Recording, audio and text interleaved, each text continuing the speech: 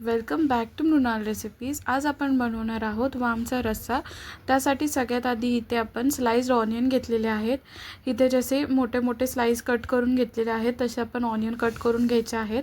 त्यानंतर इथे आपण तेलामध्ये त्याला तव्यामध्ये त्याला भाजून घ्यायचं आहे, जोपर्यंत त्याला असा ब्राऊन थोडासा कलर येत नाही तोपर्यंत।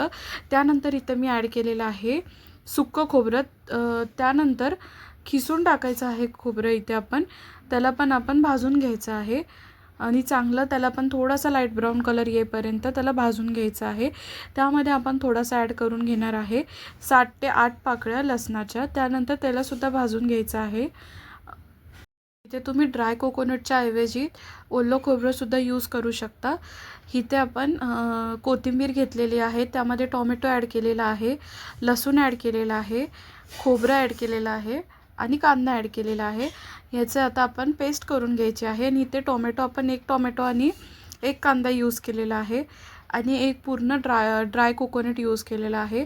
तर इथे सगळ्यात आधी चॉप्ड ऑनियन टाकायचे आहेत, तेल घ्यायचं आहे, तेल वरून ॲड करायचं आहे। कांदा थोडा ट्रान्सपरंट कलरचा होत नाही, म्हणजे पिंकिश कलर येत नाही ट्रान्सपरंट, तोपर्यंत आपण त्याला भाजून घ्यायचं आहे। त्यानंतर आपण कढीपत्ता ॲड करायचा आहे आणि आपण जी पेस्ट बनवलेली ती आपण ह्याच्यामध्ये ॲड करून घ्यायची आहे। पेस्ट टाकल्यानंतर आपण ह्याच्यामध्ये अर्धा चमचा हळद ॲड केलेली आहे आणि 3 ते 4 चमचा घाटी मसाला ॲड केलेला आहे। इथे तुम्ही कोणत्याही प्रकारचा मसाला यूज करू शकता जो तुम्ही डेली यूज करता। त्यानंतर ह्याच्यामध्ये मिक्स करून घ्यायचं आहे आपल्या पेस्टमध्ये आपले सगळे मसाले जे आहेत ते। त्यानंतर आपण आपली जी फिश असेल ती फिश आपण ॲड करून घ्यायची आहे। तर इथे आता मी एक एक करून वामचे जे पीस आहेत ते ॲड करून घेणार आहे आणि ॲड करून झाल्यानंतर ह्याच्यामध्ये आपण वरून पाणी ॲड करून घ्यायचं आहे।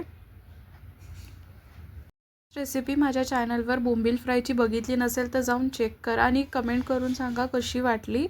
तर ह्याच्यामध्ये आपण 2 ग्लास पाणी ॲड केलेलं आहे आणि त्यामध्ये आपण ॲड केलेला आहे कोकम आणि वरून आपण चवीनुसार मीठ ॲड करून घ्यायचं आहे। त्यानंतर कोथिंबीर आपण चिरून वरून टाकून